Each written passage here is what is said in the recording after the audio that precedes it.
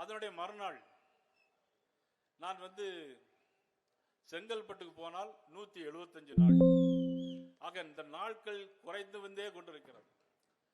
ஆனால் உதயநிதி ஸ்டாலின் அமைச்சர் துணை முதலமைச்சர் சொல்றார், தேர்தல் அறிக்கையில் சொன்னது, அவர் சொல்றார், இன்னும் ஓரிரு மாதங்களில் விட்டு போன மகளிர் தொகையை நாங்கள் கொடுப்போம். கொஞ்சமாவது வேணும்.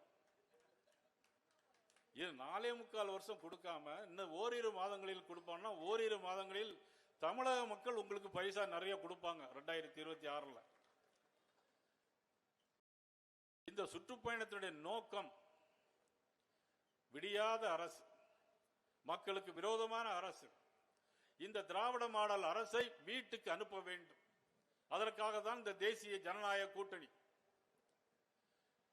இந்த தேசிய ஜனநாயக கூட்டணி இதனுடைய தலைவர் அண்ணன் EPS அவர்கள் இந்த தேசிய கூட்டணி ஜெயிக்க வேண்டும் என்று சொன்னால்,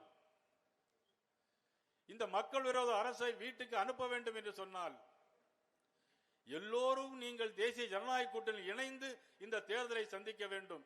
எல்லோரும் என்று சொன்னால் நீங்கள் புரிந்து கொள்ளுங்கள்.